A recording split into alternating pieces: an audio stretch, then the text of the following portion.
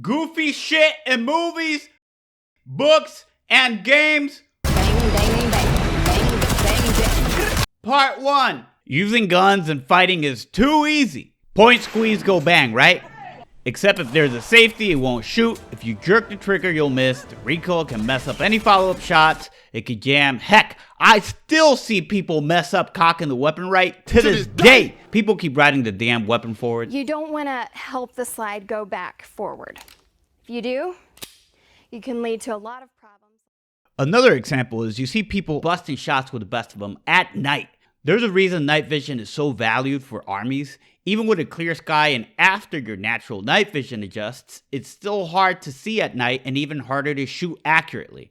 I'm not talking about friendly stroll through the city or suburbs kind of night. I'm talking about go out to the woods and head into the forest kind of night.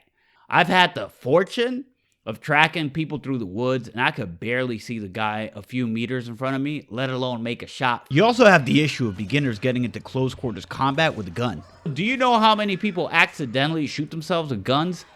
Depending on what you Google, don't everybody believe in Google? Go Google it. 400 to 500 per year. Add in adrenaline, life or death scenario, and I'm not buying it. World War Z is the absolute GOAT for the scientist scene. Quick note, just because I'm commenting on a goofy or unrealistic scene in a movie, book, or game does not mean I do not like it. Sometimes they make it work or it's just very entertaining. FBI, open up! They use the CIA and FBI for everything. FBI profiler Terry McCaleb. They are the FBI's newest profilers. You're all smart. The FBI is the United States premier. A rookie FBI agent. There are over 300 US government agencies and hundreds of them have weapon-carrying special agents. Just go to USA Jobs and enter 1811. They investigate everything from human trafficking to cybercrimes, have a badge, guns, and some agencies have longer and better training for their specific crimes than the CIA and the FBI.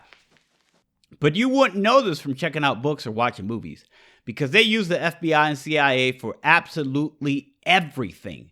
Human trafficking, FBI. Even though HSI takes point on that. Cyber, financial crimes, try the Secret Service. Yeah, that's Secret Service.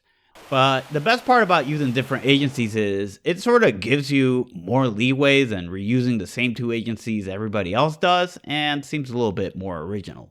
Police and military folks talk wrong, like blatantly wrong. No more over and out. It's over after a transmission. Or out, which means I'm done and won't transmit anymore. Over and out is redundant and long for no reason. And guess what? People fighting a war or out, patrolling the streets, they tend to not want to be on the radio any longer than necessary.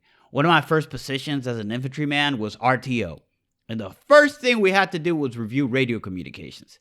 If you say over, it means someone is expecting some kind of answer.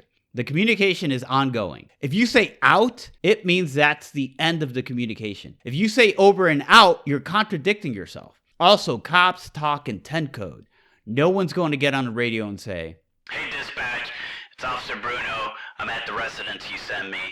Someone is shot. Please send me an ambulance. Everything is okay now." Are you okay? Yes. They'd say, "Central, I'm 1097. There was a 1038. Scene is secure. Roll me a 1047. Are you 1035? 10-4.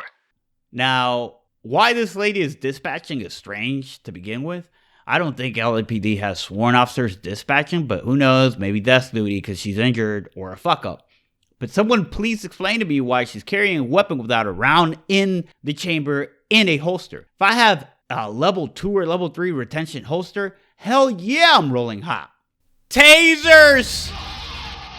Tasers do not cause you to lose consciousness unless it's triggering some sort of medical reaction from some underlying condition, which would probably be serious.